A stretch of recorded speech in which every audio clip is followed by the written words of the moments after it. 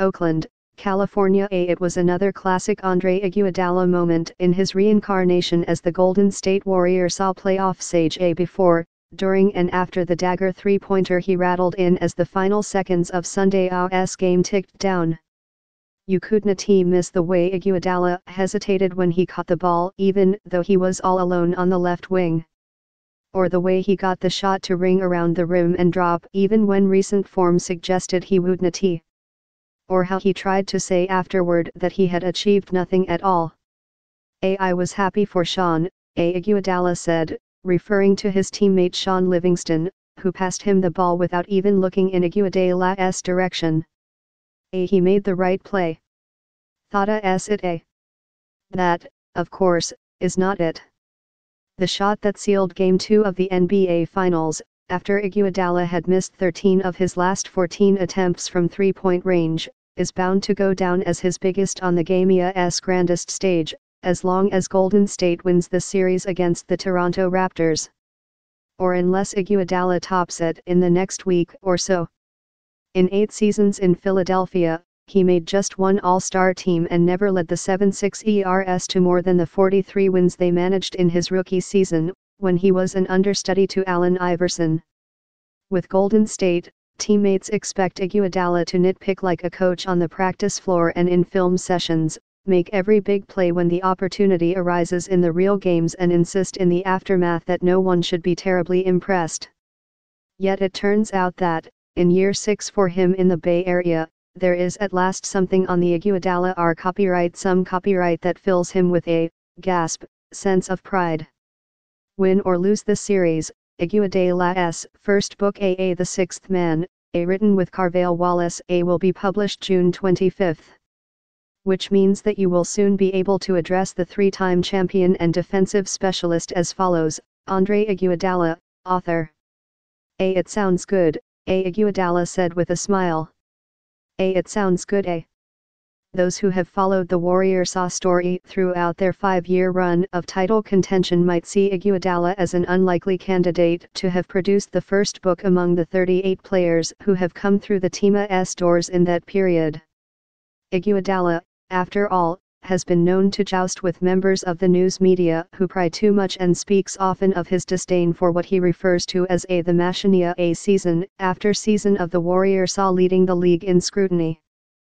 For 5 years, it weighs on you, Iguodala said, adding, we not looked at as actual human beings. But thought's the gift and the curse. He continued, the gift side is that we see more and more conversations about the game, which in turn brings in more revenue. Iguodala is careful to insist that the Sixth Mana and its 256 pages should not be billed as a tell-all. He sees the book as a journey to unpack the foundation that was laid for my brain to work the way it does. It's more or less like therapy, Iguodala said. You realize a lot about yourself. Maybe Iguodala needed the 2-year exercise of retracing his youth and career path after operating for so long, in the oft-cited words of Warriors coach Steve Kerr, as Golden State's adult in the room. It's typically Iguodala, 35, who provides counsel and direction for younger colleagues. Yet he has increasingly contemplated retirement and has vowed to leave the game sooner rather than later, even if, as the Warriors expect, Iguodala decides to play next season, finishing out a 3-year, $48 million contract. I have a good idea how much longer I want to play, Iguodala said. I am keeping it to myself, but it's going to be soon. I can play 4 or 5 more years. But I won't.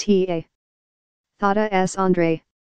Quotes like those are why he is routinely described as a contrarian, an instigator and, yes, a cynic. But from within team boundaries, only reverence spills out. Andre is as highly respected as anyone in the NBA, said Bob Myers, Golden State's president of basketball operations. He is respected as a player, as a teammate, as an intellectual, as kind of a pioneer in terms of what he is doing off the court.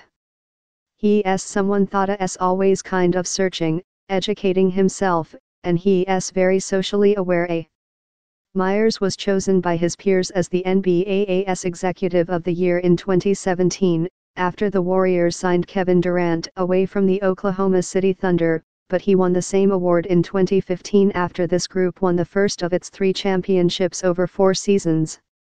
His first big score as the lead voice of the Warriors front office was the 2013 summer sign-and-trade to acquire the free agent Iguodala, which was possible only after Myers released 2 veterans, Jarrett Jack and Carl Landry, and persuaded the Utah Jazz to absorb the contracts of Richard Jefferson, Andris Biedrins, and Brandon Rush via trade by also surrendering 2 first-round and 2 second-round draft picks to Utah.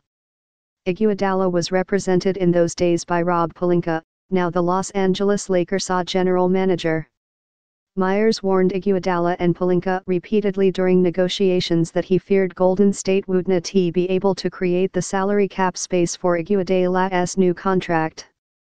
A former agent himself, Myers felt compelled to advise them to take one of the offers on the table, from Dallas, Sacramento, and Denver, Iguodala's most recent employer, rather than Mississippi out on the money if the Warriors could not manufacture the necessary salary cap space.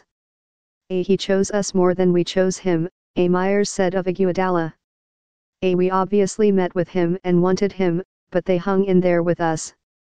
Andre had a vision for what we could be maybe before we even did and how he could fit with us. I always credit Andre for being somebody that believed in us even before we believed in ourselves. The marriage has clearly been mutually beneficial.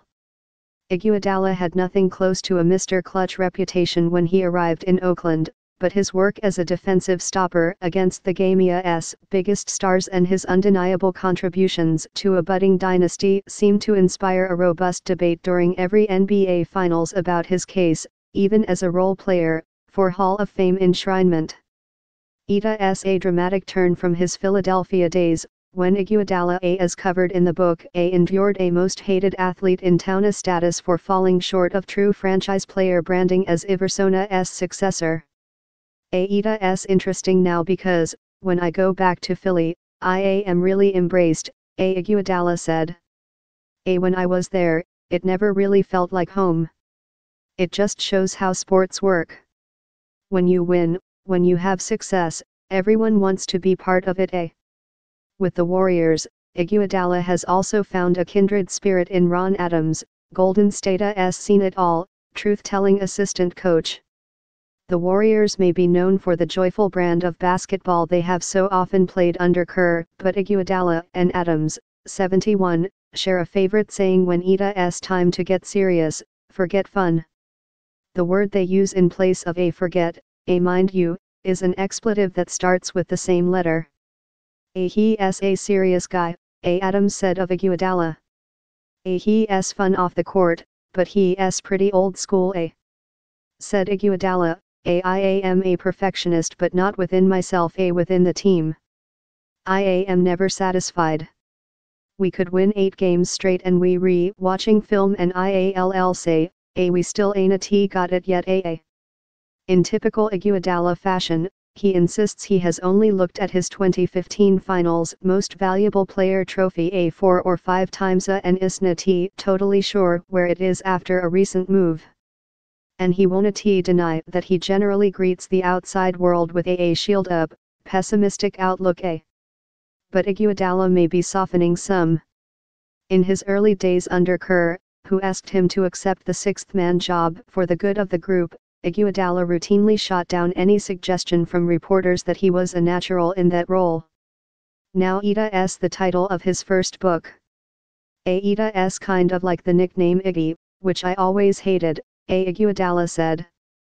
I was always like, stop calling me that. I don't hate it as much as I used to. I don't mind if people who know me call me Iggy. You just learn to embrace it.